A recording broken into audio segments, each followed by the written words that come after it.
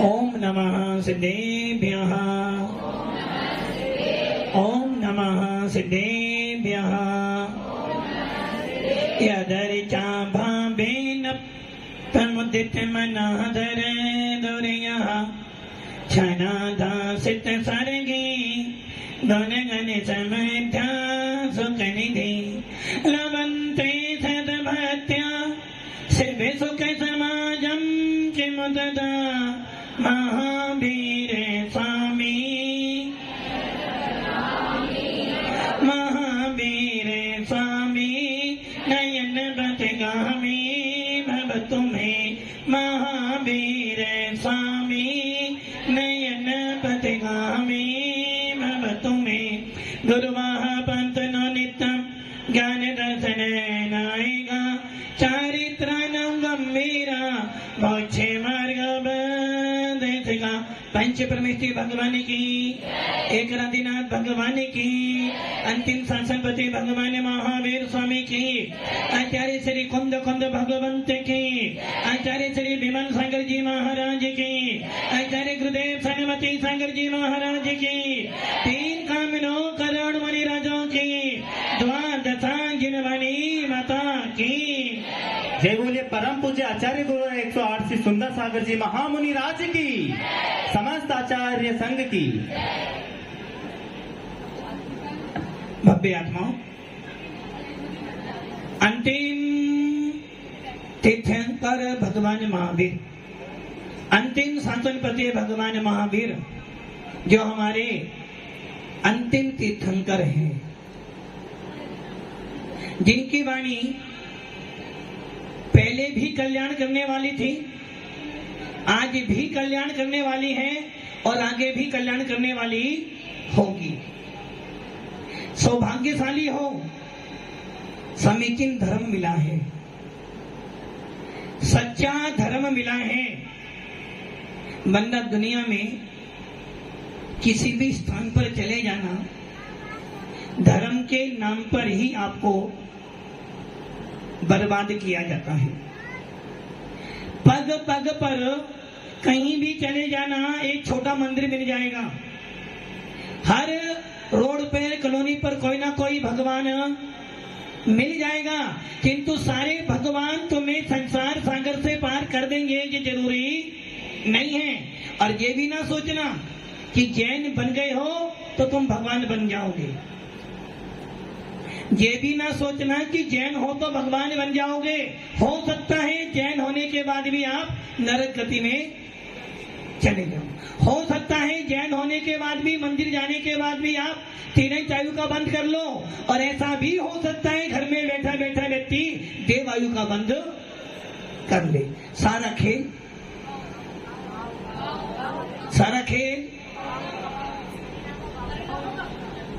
सारा खेल तेरे भावों का है। तेरे भाव अच्छे हैं तो तेरी सारी दुनिया बढ़िया है। कहते ना, दृष्टि अच्छी हो तो सृष्टि अच्छी दिखाई देती है, और दृष्टि खराब हो तो अच्छी से अच्छी वस्तु भी खराब दिखाई देती है। गंगा का पानी बहुत अच्छा था। गंगा का पानी, नरेश जी, गंगा का पानी बहुत अच्छा था। कब तक? जब तक वो आपका नहीं था। गंगा का पानी बहुत अच्छा था कब तक? जब तक वो हमारा नहीं था।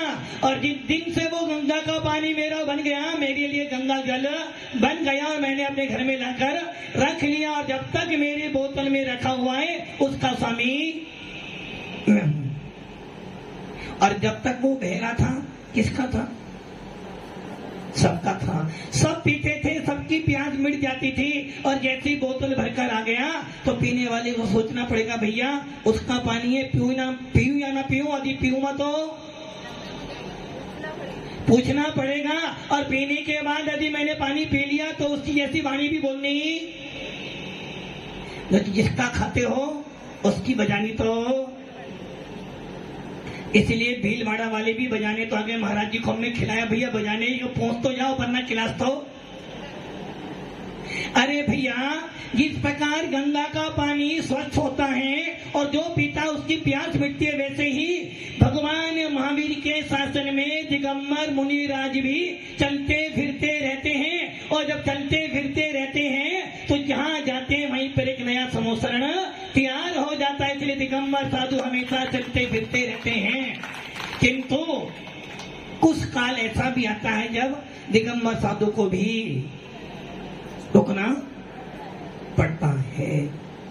कुछ काल ऐसा भी आता है जब गंगा को अपनी गति मंद करनी पड़ती है। और जब बरसात का मौसम आता है तो उस गंगा का पानी भी ऐसा तूफान पर आ जाता है, इतना पूर्ण हो जाता है कि पूरे नगर को भी अपने साथ में ले जाता। वैसे ही दिगंबर साधु 8 महीने तक विहार करते हैं और 8 महीने में ना जाने कितने कितने क्षेत्रों को, कितने कितने नगरों को तीर्थ बनाते हैं। और जब 4 महीने कहीं रुक जाते हैं तो अपने आप एक दिव्य तीर्थ बन जाता है। भव्य आत्माओं, आपके यहाँ सबसे बड़ी महानता यह है कि आपके धर्म में, आपके शासन में, वीतराग शासन में आपको दिगंबर मुनि मिले हैं, आपको ऐसे साधक मिले हैं, ऐसा धर्म मिला है जिस धर्म की शरण में आने के बाद तेरी आत्मा भगवान बन सकती है। और भगवान बनाने के लिए ही साधु संत आते हैं और भगवान बनने के लिए ही हम साधु संतों के पास जाते हैं। यदि साधु संतों के पास जाने के बाद भी, यदि साधु संतों की वाणी सुनने के बाद भी यदि तेरे मन में कसाई मंद नहीं हुई, जिन वाणी सुनने के बाद भी तेरा राग देश मोह कम नहीं हुआ और भगवान के दर्शन करने के बाद भी तेरे अंदर का मैल नहीं मिटा, तो समझना तेरे से बड़ा अभागा और कोई नहीं हो सकता है। आपको ध्यान होगा न कि मैंने सवेरे बोला था ना, जैन शासन सारा प्रैक्टिकल है। कैसा है? प्रैक्टिकल। रात में क्यों नहीं खाते तो भी उसका रीजन है, पानी छान कर पीते हो ये भी रीजन है। और आपके धर्म में किसी राजा महाराजा की पूजा नहीं होती, आपके शासन में धन की कीमत नहीं होती, आपके शासन में तो जो गुणों से धनवान होता है उसकी पूजा की जाती है। बंदे तदगुण लगते। आपको ध्यान है और ज्ञात भी है, पर्व के दिन चल रहे हैं। कौन से दिन चल रहे हैं? जैन सुखी क्या चल रहा है? अष्टानी का पर्व। क्या किया आपने? जो कल किया था वही आज किया, और जो आज किया था वही परसों से करते हुए अष्टानी का पर्व शाश्वत पर्व, जिस समय भादों का महीना आता है हर जैन व्यक्ति सोचता है इस बार तो कुछ नया कर लूं। अगली बार मैं कुछ नहीं कर पाया था, अगली बार तो मैं पूजा भी नहीं कर पाया था क्योंकि मेरे को सूतक लग गया था। अब की बार तो कम से कम 10 दिन भगवान अच्छे निकल जाएं, अच्छी तरह भगवान की पूजा कर लूं ताकि जैन कुल में पैदा होने का लाभ मिल जाए। वैसे ही ये अष्टानी का पर्व शाश्वत पर्व है। कौन सा पर्व है? शाश्वत। अब देख लो कितना सौभाग्य है तुम्हारा कि आपके इन शाश्वत पर्वों के अंदर आपके यहाँ अनंत भगवान की पूजा की जाती है। इन शाश्वत पर्वों में उस नंदीश्वर द्वीप में जहाँ पर मनुष्य नहीं जा सकता, बल्कि मनुष्य सिर्फ मानुष सत्तर पर्वत तक जा सकता है।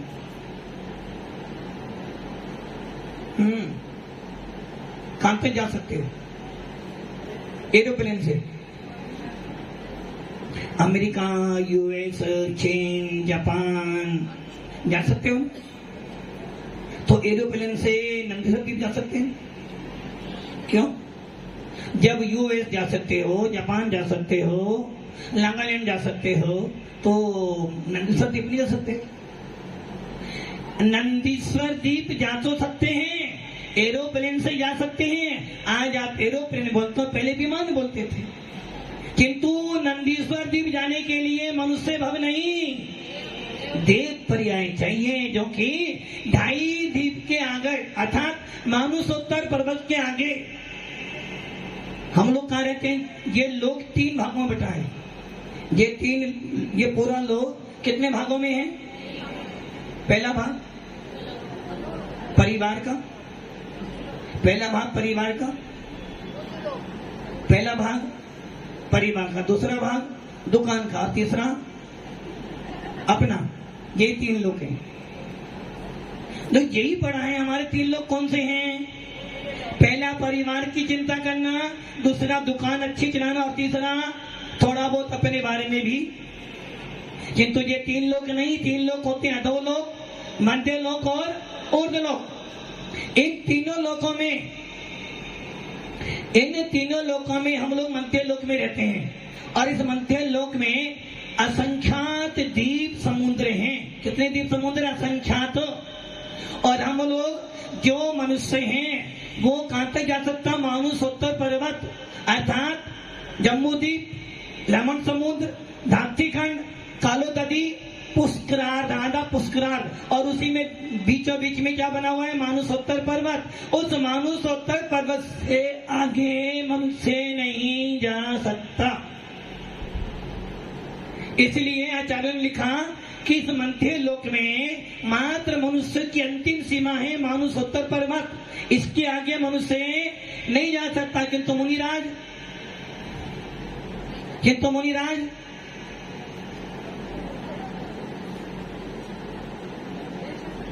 चैन सुखी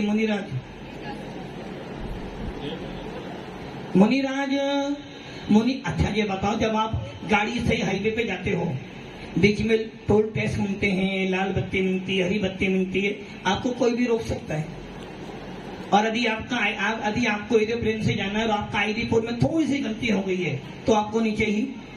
और इन महाराजों के लिए कोई आईडी प्रूफ, कोई टोल सेट, कोई परमिट, ऑल इंडिया परमिट इनका। तो मुनिराज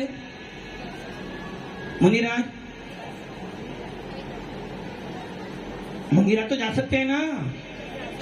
अरे भैया, मुनिराज भी मनुष्य गति के जीव हैं, इसलिए मुनिराज भी मानुषोत्तर पर्वत से आगे नहीं जा सकते हैं। क्योंकि मानुषोत्तर पर्वत तक मुनिराज हो, विद्याधर हो, मनुष्य हो, अथवा कोई रिद्धिधारी मुनि भी क्यों ना हो, तीर्थंकर भी क्यों ना हो, तीर्थंकर भी मानुषोत्तर पर्वत से आगे।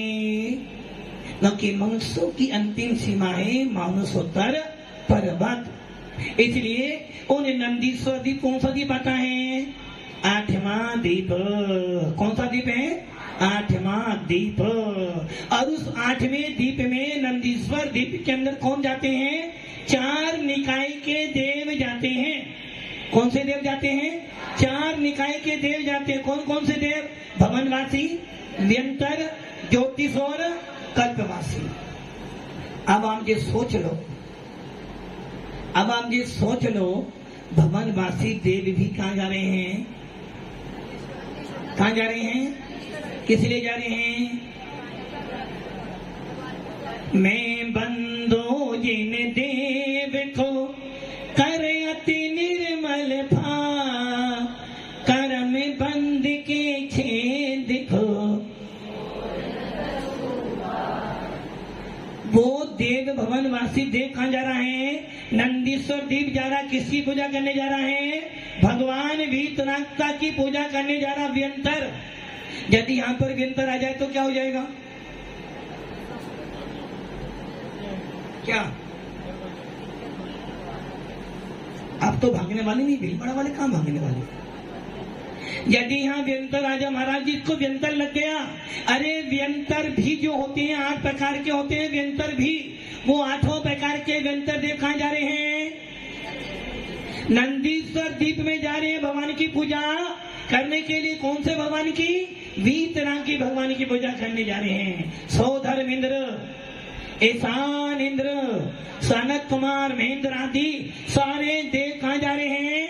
नंदीश्वर दीप जा रहे हैं और वहां जाकर उन आकृतिम जिन चैतन्यों की पूजा भक्ति कर अपने सम्य दर्शन को मजबूत कर रहे हैं। तो चारों निकाय के देवों में सम्य दृष्टि देव होते हैं और वो सम्य दृष्टि देव कहाँ जाते हैं? भगवान की पूजा करने जाते हैं और भगवान की पूजा कर अपने कर्मों की निगरानी करते हैं। इसलिए नंदीश्वर द्वीप में हम लोग जाना है, जाना है, नहीं जाना? तो जाना है, नंदीश्वर द्वीप जाना है। किनको नहीं जाना है? किनको नहीं जाना? सबको जाना है ना? अरे जब नंदीश्वर द्वीप जाएंगे, उन प्रतिमाओं का जब दर्शन करेंगे तो पूज्य पाशामी नंदीश्वर भक्ति में कहते हैं कि जो देवता उन प्रतिमाओं का अवलोकन करते हैं, दर्शन करते हैं, तो 2000 हाथ ऊंची प्रतिमा, कितनी? 2000 हाथ ऊंची, वो भी पद्मासन। 2000 हाथ ऊंची पद्मासन एक प्रतिमा है और ऐसी एक एक मंदिर में 108 प्रतिमा हैं। अब मान लो, कल्पना करो,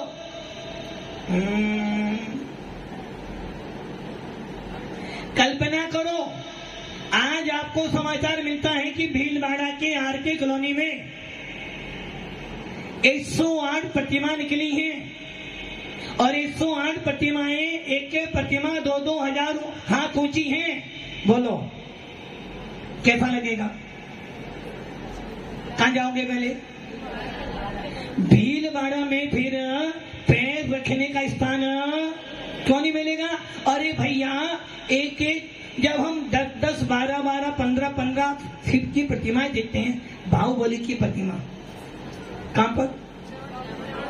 रातें हमें सच नींद न आई, आंखों में झोले बाहुबली, चरणों को छू लो ऐसी तमन्ना, एक नहीं 100 बार हुई। जब बाहुबली की प्रतिमा देखते हैं तो ऐसा लगता है भगवान, काश मेरा भी ऐसा पुण्य होता कि मैं भी इतनी बड़ी प्रतिमा बनवाता। आज बाहुबली के दर्शन करते हो, पूरा विश्व भगवान के दर्शन करके कहता कि आज भी जिन शासन जयवंत है। जब इस 57 फुट की प्रतिमा मां, कितने फुट की? अच्छा कल्पना करो, यदि आपके इसी स्थान पर 2000 हाथ ऊंची भगवान की पद्मासन प्रतिमा विराजमान हो तो आपके भाव कैसे बनेंगे? आप कहोगे भैया आप कहीं नहीं जाना, ना नंदीश्वर द्वीप जाना, ना शिखर जी जाना, 2000 हाथ ऊंची प्रतिमा मिल गई, इससे बड़ा कोई मेरा समोसन अब नहीं हो सकता। और जहाँ पर एक एक मंदिर में कितने मंदिर होते हैं? 52 जिन मंदिर, कितने मंदिर? 52 जिन मंदिर, 52 मंदिर और एक एक मंदिर में 108 प्रतिमाएं और हर प्रतिमा 2000 हाथ ऊंची होती है। अब सोच लो, एक मंदिर में 108 प्रतिमा और एक प्रतिमा 2000 हाथ ऊंची है। ऐसे 52 मंदिरों के तुम दर्शन करने जाओगे तो आपको भूख प्यास दिन पता नहीं चलेंगे और आप कहोगे भैया आप तो धन्य हो गया, अनेक भव का क्या पुण्य सामने आ गया कि मुझे आज इतने सारे भगवानों के दर्शन हो गए। अब आप ये सोचो, इतनी कल्पना करने मात्र से मन में भाव बनने की है भगवान एक बार तो दर्शन करने नंदीश्वर द्वीप। अब मान लो वो जो देव नंदीश्वर द्वीप जाते हैं और उन प्रतिमाओं की एक एक निकाय का देव 2-2 पैर, कितने पैर? एक दिन में कितने पैर होते हैं? एक दिन में कितने पैर होते हैं? एक दिन में 8 पैर होते हैं, 8। एक पैर कितने घंटे का होता है? 3 अट्ठे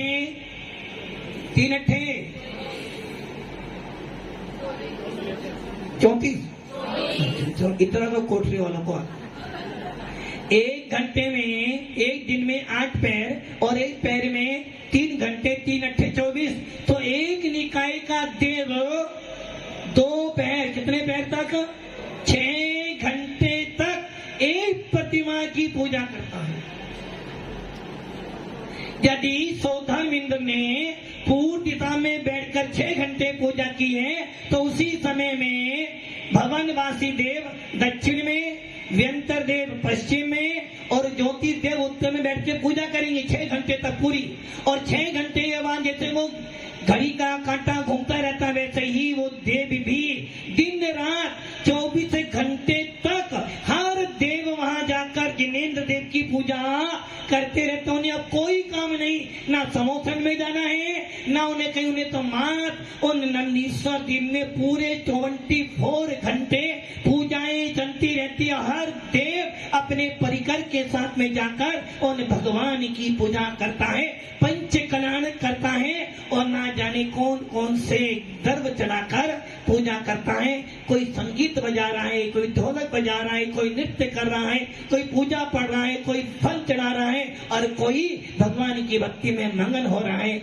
अब आप सोचो, जब तुम्हें यहाँ कल्पना करने पर ऐसा लग रहा है तो वो देव तो साक्षात प्रत्यक्ष में जब भगवान की पूजा करते हूँ कैसा लगता होगा।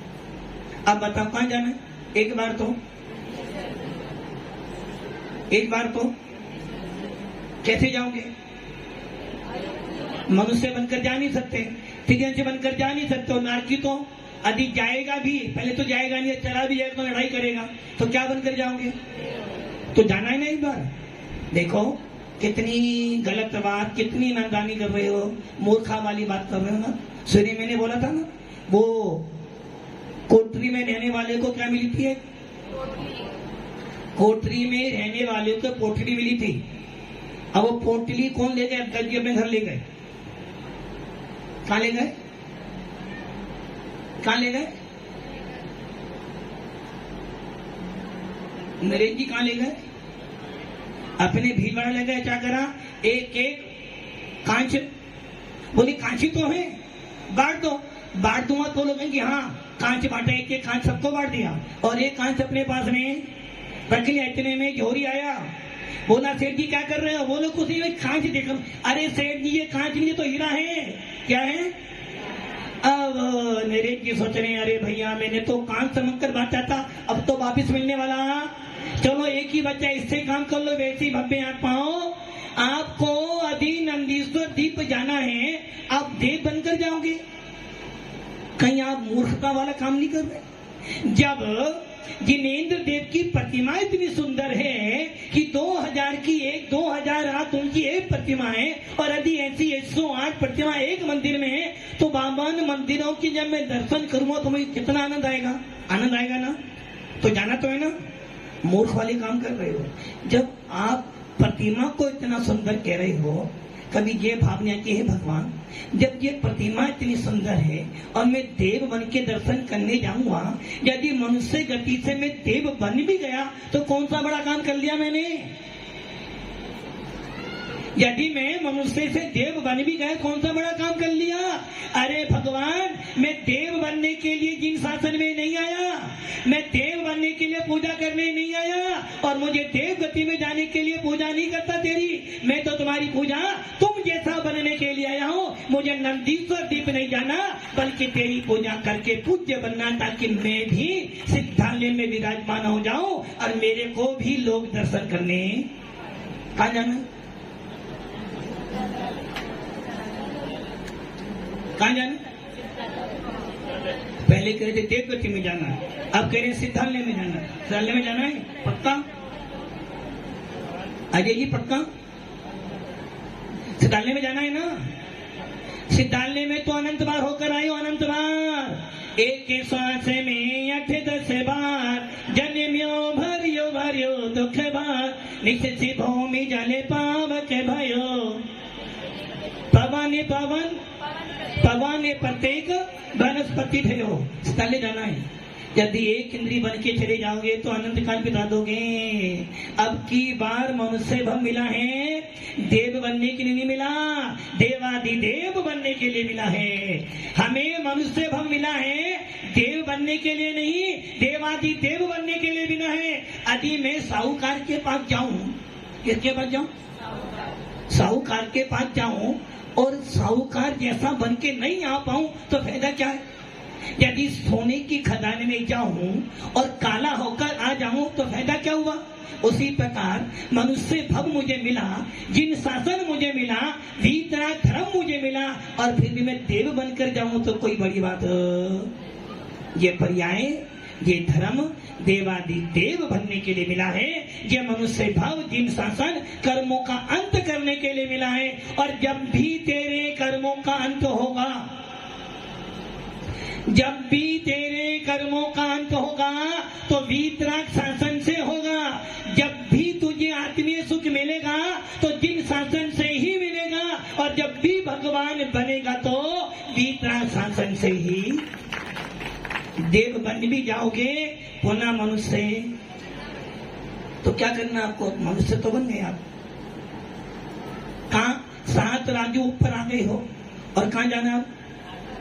7 राज्यों और 7 राज्यों मध्य ऊपर आ गए और 7 राज्यों और जाना है। आपके नाम में देव बनना है। यदि देव बन गए और देव बनने के बाद यदि आप एक इंद्री में पैदा हो गए तो बन सकता ना देव एक इंद्री। और जब एक इंद्री बन जाओगे तो मन भी नहीं मिलेगा, फिर क्या करोगे? फिर कहोगे रोते रोते ही निकल गई। गलत हो गया, खाते खाते ही। इसलिए अभी मनुष्य बने हो, अब जो मिला है फिर न मिलेगा, कभी नहीं, कभी नहीं। क्या नहीं मिलेगा? फिर गलती कर रहे हो। मनुष्य भव मिल जाएगा अनंत बार, किंतु जिन शासन मिलने वाला सच्चा धर्म मिलने वाला नहीं है। अब की बार मिला है समीचीन धर्म, कुछ ऐसा कर ले।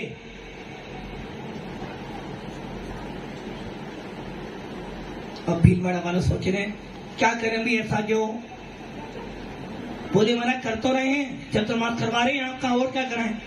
1 महीने पहले रखा था, नहीं 2 महीने, 2 महीने पहले रखा था, 2 महीने। चैन सुख जी अपनी बोतल का पानी देख रहे हो, गंगा का पानी नहीं देख रहे हो। यही कारण है, चैन नाम तो है चैन सुख, नाम क्या है? चैन और सुख, किंतु चैन सुख धर्मी दिखता, बाकी नहीं दिखाई नहीं देता। अरे भैया, आपने अपनी बोतल का पानी देखा है, गंगा का पानी देखो, गंगा का पानी निर्मल है। और वो कह रहा भैया मैं भीलवाड़ा का नहीं, कोठरी का नहीं, मैं तो हर व्यक्ति का हूँ। और चैन सुख नहीं महाराज, एक बोतल तो मेरी 1 महीने की बोतल देते हैं। अरे भैया, आपने 2 महीने रखा था, और आपकी उस 2 महीने की श्रद्धा भक्ति का फल है कि आपको पुनः 4 महीने का वर्षा योग मिल गए। अब क्या करोगे? अध्यक्ष जी क्या करोगे? अभी तो 1 महीने का पानी पिया था। जब 1 महीने के पानी में इतना आनंद आया कि कम से कम इतना तो जान गए कि मैं भी जीव तत्व हूँ, और मेरे अंदर भी इतनी तो सामर्थ्य है कि मैं भी देवादि देव तो बन सकता हूँ। और अभी 4 महीने संगति कर ली। कितने महीने? कितने महीने करोगे? क्या हमारी संगति में रहोगे या हम तुम्हारी संगति में रहेंगे? अच्छा, आप हमारी संगति में रहोगे। सोच लो हम 24 हैं, कितने हैं? और यदि एक के पास एक घड़ी भी रहोगे ना, 24 मिनट भी रहोगे, तो लगता है 4 महीने में आपको भी यहीं बिठा देंगे हम। ये ध्यान रखना, हमें ये मनुष्य भव मिला है देवादिदेव बनने के लिए, हमें ये मनुष्य भव मिला है जिन शासन मिला है भगवान बनने के लिए। और अब की बार मैंने चूक कर दी। हर पर्याय में मम्मी पापा मिलेंगे। क्या मिलेंगे? हर पर्याय में मम्मी पापा मिलेंगे, हर पर्याय में सीए इंजीनियर बनने की पात्रता मिल जाएगी, किंतु हर पर्याय में मोक्ष जाने की पात्रता मिलने वाली। इसलिए अब जो मिला है उसे गवाना, जो मिला है उसे संभाल के रखना है, ताकि जब मरो तो शान से कहूं कि मैं भी चैन हूं। मैना सुंदरी नंदीश्वर द्वीप जाना तो है, किंतु देव बनकर नहीं जाना, भगवान बनकर जाना है। यदि एक बार तुमने केवल ज्ञान की प्राप्ति कर ली तो वहीं बैठे बैठे सब कुछ दिख जाएगा। जो जो नहीं देखा था वो सब भी दिख जाएगा। और 3 लोक में ऐसा कौन सा पदार्थ होगा जो तेरे केवल ज्ञान में नहीं दिखेगा? इसलिए अब की बार जाना तो सिद्ध बनकर जाना।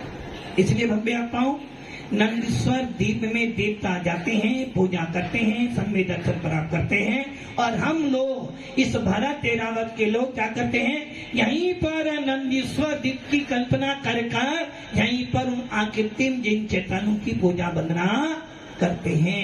मैना सुंदरी ने यही तो किया था। मैना सुंदरी ने क्या किया था? कोई बात नहीं, कोड़ी पति मिला है। कौन मिला था? कौन मिला था? श्रीपाल को। उनका नाम क्या है? उनका नाम क्या है? देखो, अपने पति का नाम लेने में तो शर्म आती है, दूसरे के पति का नाम भूल ले लेते। फिर मैना सुंदरी ने इतना तो, मैना सुंदरी क्या बोला? कोई बात नहीं, मेरे भाग्य में कोड़ी पति है ना, कोई बात नहीं। यदि मेरे भाग्य में कोड़ी पति लिखा है तो तीर्थंकर भी उसे कामदेव नहीं बना सकते, और यदि मेरे पुण्य में कोड़ी पति भी कामदेव हो जाएगा तो कोई तीर्थंकर उसे टाल भी। मेरे भाग्य में जो लिखा है उसे भगवान टालने वाला। यदि मेरे भाग्य में कोड़ी लिखा है, कोई बात नहीं, मैं कोड़ी को भी, यदि मेरे पुण्य कर्म का उदय होगा, यदि मेरे भाग्य में कोड़ी पति कामदेव बनना है तो बन जाएगा, किंतु कोई तीर्थंकर, कोई देवता मेरे कोड़ी पति को कामदेव नहीं बना सकता। और जब पुण्य उदय आया तो उसका कोड़ी पति कामदेव बना तो कोई रोक भी। इसलिए ध्यान रखना, तेरा भाग्य, तेरा पुण्य, तेरा पुरुषार्थ तेरे हाथों में है। जैसा तू करेगा, क्या जैसा तू करेगा वैसा फल देगा, न तो तेरे भगवान देगा। अरे भैया, तूने कर्म दिया है, कराए तो फल भी। ऐसा कभी नहीं हो सकता खाना तू खाए और उनका पेट किनका? खाना तुम खाओ और पेट नरेश की गुलाब जामुन खाए और उनकी मैडम को स्वाद आ जाए, ऐसा 3 काल में। किंतु हाँ, यदि नोट कमा के लाएंगे मैडम को, नहीं तो उनको आनंद जरूर आएगा। तो ये ध्यान रखना, मेरा किया हुआ कर्म मुझे भोगना पड़ेगा, और मेरे कर्म में कोई भी साझेदारी। घर संपत्ति में बंटवारा हो सकता है, बेटा बेटी में बंटवारा हो सकता है, किंतु कर्मों का बंटवारा कभी नहीं हो सकता। इसलिए भव्य आत्माओं, मैना सुंदरी ने मुनिराज के पास गई और बस एक ही पूछा था कि हे भगवंत, दुख आया है। क्या आया है? दुख आया है, और सुख भी आएगा, निश्चित है। और सुख और दुख में जो विचलित हो जाता है वही जिन शासन से भार हो जाता है। सुख और दुख में जो हर्ष विषाद नहीं करता है, धैर्य रखता है, वही विजय को प्राप्त। मुनिराज, हे भगवंत, हे गुरुदेव, दुख आया है, इस दुख में मुझे भगवान की भक्ति करनी है, किंतु हे भगवंत ये तो बता दो कौन सी भक्ति करूं कि मेरा दुख कम हो जाए, और दुख कम ना हो, मेरा उपयोग अच्छा बना रहे, मेरी कर्मों की निजरा होती रहे। तो मुनि राज ने भी क्या कर दिया, कहीं सीख गुरु करुणा धार। मुनि राज ने कह दिया, बेटा बस एक काम कर लेना, इन पूरे विश्व के अंदर 5 परमेष्टि पूजनीय हैं, और 5 परमेष्टियों में सबसे बड़े यदि कोई है तो सिद्ध भगवान है। तो एक काम कर, श्री सिद्ध चक्र विधान की आराधना कर, और तेरा भाग्य में यदि होगा तो तेरा कोड़े पति भी कामदेव बन जाएगा। और मैना ने बड़ी श्रद्धा भक्ति से मुनियों के वचनों पे श्रद्धा कर कर अपने उपयोग को आत्मा में लगाया, जिनेन्द्र देव की पूजा करी, और कोड़ी पति भी कामदेव बन गया। तो भक्ति आत्माओं, हम भी जिनेन्द्र देव की सच्चे मन से, वचन से, भावों से पूजा करेंगे तो कोड़ी पति भले कामदेव ना हो, कोड़ी पति भरी कामदेव ना हो, किंतु मुझे इतना विश्वास है कि मेरी भक्ति से मेरा मोक्ष मार्ग जरूर प्रशस्त हो जाएगा। तो हम सब अपना मोक्ष मार्ग प्रशस्त करें। ओम नमः। जय